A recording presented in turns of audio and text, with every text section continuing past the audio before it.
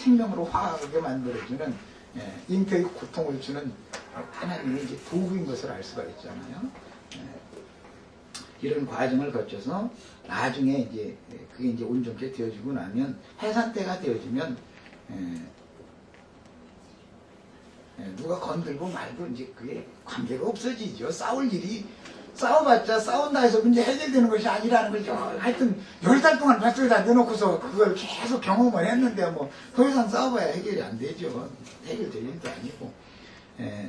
그렇게 되면 이제는 죽음 가운데서 나오는 것이죠. 어둠의 세력 가운데서 더 이상 거기에 머물러 있을 수가 없죠. 이제는 완전한 생명의 빛 가운데로 이제 나오게 되고 그런 사람은 거듭났다. 이렇게 성경은 표현을 합니다. 그리고 나서 그 거듭난 영의 영향을 받아서 마음의 생각, 감정, 의지가 자꾸 더 온전케 되어져 이제 가기 시작하는 거예요. 그런 사람이 남도 전도를 하면 그렇게 만들어 놓을 수가 있죠.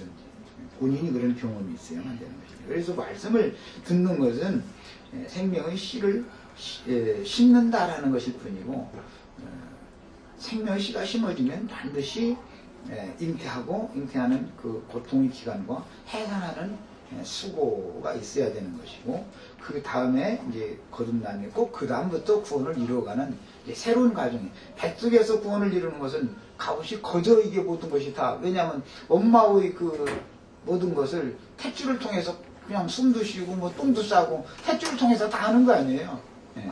뭐 음식도 공급받고 다 그러지만 바깥 세상에 나와서는 자기 스스로 살아야 되거든요, 이제. 그러니까 상황이 전혀 다른 환경에서 이제 자기 스스로를 생존을 해나가야 되기 때문에 상황이 딱 바꿔지는데 적응하는 걸 배우는 것이죠. 이런 것들이 거듭난 속생명, 영원한 세계에 가서 영생할 수 있는 생명으로 지금 이 땅에서 교회 생활을 통해서 혼연연케 되어진 사람이나 이 생명에 가서도 영생할 수 있다, 적응할 수 있다라는 것이죠. 이 땅에서 그것이 적응되어지지 않고 훈련되어지지 않은 사람은 천당이라는데 좋은 데가 있다고 해도 거기 가 발견하들 못하는 것이죠. 전혀 다른 환경에서는 이제 뱃속에 있을 때 그런 모든 환경과 똑같은 게 아니잖아요. 시공을 초월하는 완전한 새로운 환경이기 때문에 이런 것이 상징이 되는 것이에요. 이 생명의 회복자라는 것처럼 깊은 뜻이 있고 그래서 구약 성경에서는 잉태하는 고통과 해산하는 수고가 저주의 말씀이었지만 신약 성경에서는 이것이 저주가 변할 복이 되는 말씀이 되기 때문에 여자가 해산함으로 구원을 얻는다. 디모데전서 2장에서 이렇게 이제 표현을 했어요. 여자는 해산을 해야만 구원을 얻는다는 거예요. 지금 나오미는 자신이 이 오벳이라고 하는 아들을 얻는 어떤 특별한 방법이 없었으면 나오미는 구원이 없었다. 구원을 얻을 수 없는 것이죠. 왜 자기 죽으면 그냥 그것으로 이제 끝이니까 그 가문이 대도 눈을 닫고 이제 역사상으로는 그렇게 되기 때문에 그러나 룻이라고 하는 이방 여인을 하나님이 예비하셨고 보아스와 연합을 시켜서 얻은 그 아들 오벳이 나오미의 아들이 되는 것이기 때문에 나오미가 아들을 낳음으로 구원을 얻는 이야기입니다. 이것은 죽은 자와 방불한 태가 마른 사람으로 비유되는 마른 나무 회생 가능이 전혀 없는 죽은 자와 방불한 죄인된 인간들 하나님의 저주가 있는 죄인된 인간들이 어떠한 방법으로 예수 그리스도께 접붙임을 받아서 되살아나는가 이런 것에 대한 그림자인 걸 알 수가 있습니다. 오늘 형제 자매들도 이런 말씀을 통해서 내 생명의 회복이 예수 그리스도로 말미암아 나 자신의 생명이 회복되어지는 은혜가 되기를 바랍니다. 자, 그 다음에 노년의 봉양자라 그랬는데 뭐 물리적으로 나오면 이제 늙었으니까 그렇지만 실제 보아스가 자라가지고 육신적으로 할머니인데 할머니를 봉양할 수는 없죠. 보아스가 자라서 봉양할 때쯤 되면 할머니는 돌아가시게 마련이지. 오벳이 이제 오벳은 그 할머니를 지금 갓난아이가 할머니를 봉양할 수 있는 입장은 아니잖아요. 그렇지만 성경에서는 그 오벳을 나오미의 봉양자라 이렇게 표현을 한 것은 그래서 이제 하나님의 경륜입니다. 이 문제는 시간이 많이 될 것 같아서 오후 시간에 다루도록 하겠습니다. 무슨 구약 율법 시대가 끝나서 신약 시대가 오면 이제 루스 시대가 오는 것이에요.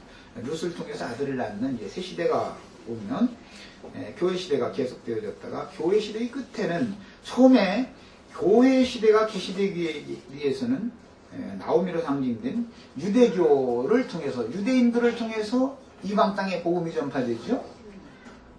처음에 복음을 전파한 사람들은 다 유대인들이었잖아요.